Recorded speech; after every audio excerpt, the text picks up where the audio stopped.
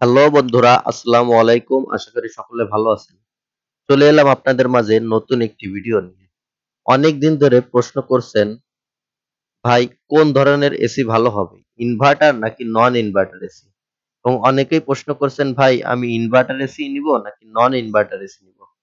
তো কোন এসিটি ভালো, ইনভার্টার নাকি নন ইনভার্টার? এবং আপনার জন্য কোন এসিটি পারফেক্ট হবে সে বিষয় নিয়ে আজকে আমি আলোচনা করব। তো চলুন আর দেরি না করে জেনে নেওয়া যাক।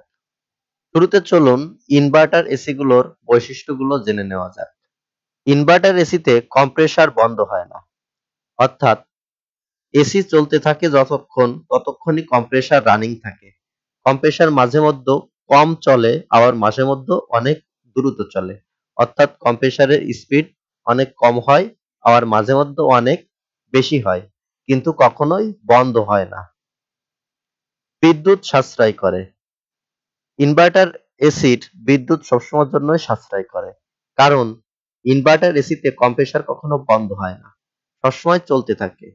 বারবার কম্প্রেসার বন্ধ হলে এবং চালু হলে অনেক সময় বিদ্যুৎ অনেক বেশি প্রয়োজন হয়। তাছাড়া ইনভার্টার এসিতে ইনভার্টার সার্কিট ব্যবহার করার ফলে বিদ্যুৎ অনেক সাশ্রয় করে, শব্দ কম করে, অর্থাৎ ইনভার্টার এসিতে শব্দ অনেক কম হয়।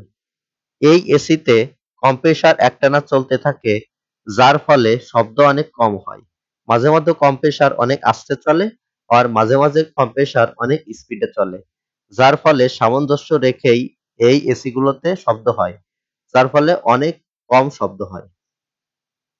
স্থির তাপমাত্রা রাখে, অর্থাৎ কম্প্রেসার চলতেই থাকে এবং ইনভার্টার এসিতে কম্প্রেসার চলতে থাকার ফলে স্থির তাপমাত্রা ধরে রাখে। যখন তাপমাত্রা অনেক বেশি হয়ে যায় তখন কম্প্রেসার অনেক স্পিডে চলতে থাকে, আবার যখন তাপমাত্রা অনেক কমে যায় তখন কম্প্রেসার ধীরে চলতে থাকে। এভাবে আপনার রুমের তাপমাত্রা স্থির রাখে বা তাপমাত্রা বজায় রেখে কম্প্রেসার চলতে থাকে। তো এই বিষয়গুলো হলো ইনভার্টার থাকা এসির বৈশিষ্ট্য। এরপর চলুন জেনে নেওয়া যাক নন ইনভার্টার এসির বইগুলোর বৈশিষ্ট্য। কম্প্রেসার বারবার চালু এবং বন্ধ হয়, অর্থাৎ নন ইনভার্টার এসিতে কম্প্রেসার একটানা চলতে থাকে না। আপনার রুমের আপনি যেখানে এসিটি ব্যবহার করছেন সেখানে তাপমাত্রা যদি অনেক বেশি হয়ে থাকে তাহলে কম্প্রেসার চলতে শুরু করে, আবার যদি তাপমাত্রা কম হয়ে যায় তখন কম্প্রেসার বন্ধ হয়ে যায়। এভাবে তাপমাত্রা সামঞ্জস্য ধরে রাখার জন্য এ ধরনের এসিতে কম্প্রেসার বন্ধ হয়, আবার চালু হয়। বেশি বিদ্যুৎ খায়, অর্থাৎ নন ইনভার্টার এসিতে বিদ্যুৎ খরচ অনেক বেশি হয়। এখানে ইনভার্টার সার্কিট ব্যবহার করা হয় না, যার ফলে ডাইরেক্ট কুলিং বা সরাসরি কম্প্রেসার কাজ করে, যার ফলে বিদ্যুৎ অনেক বেশি ব্যবহার হয়, শব্দ বেশি হয়। এ ধরনের এসিতে বারবার বন্ধ হয় আবার বারবার চলতে থাকে, যার ফলে শব্দ অনেক বেশি হয়।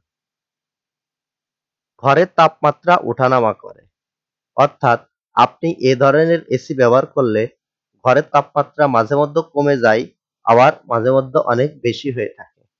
যখন এই এসিটি চালু হয় তখন ঘরের তাপমাত্রা বজায় রাখতে একটি ঠান্ডা করে, আবার অনেক সময় যখন এটি বন্ধ হয়ে যায় তখন ঘরের তাপমাত্রা আবার বেড়ে যায়। এভাবেই এ ধরনের এসি কাজ করতে থাকে। তো বন্ধুরা, ইনভার্টার এবং নন ইনভার্টার এসির বৈশিষ্ট্যগুলো আপনারা হয়তো ভালোভাবে বুঝতে পেরেছেন এবং পার্থক্য হয়তো ইতিমধ্যে ভালোভাবেই বুঝতে পারছেন। আপনি যদি নিয়মিত এসি চালান, বিদ্যুৎ বিল নিয়ে চিন্তা করেন আর আরাম চান, তাহলে ইনভার্টার এসিই বেস্ট। আর বাজেট কম হলে বা মাঝে মাঝে এসি চালালে নন ইনভার্টার এসি একটা ভালো অপশন। আপনার চাহিদা বুঝে সিদ্ধান্ত নিন। আর এরকম ইনফো ভিডিও পেতে অবশ্যই সাবস্ক্রাইব করে রাখুন। তো বন্ধুরা, আজকের ভিডিও এ পর্যন্তই। ভিডিওটি ভালো লাগলে অবশ্যই চ্যানেলটি সাবস্ক্রাইব করবেন এবং এসি নিয়ে আপনাদের আর কোনো প্রশ্ন বা মতামত থাকলে অবশ্যই আমাদের কমেন্ট করে জানাবেন। আমরা বিস্তারিত সমস্যার সমাধান দেওয়ার চেষ্টা করব। সবাইকে অনেক অনেক ধন্যবাদ।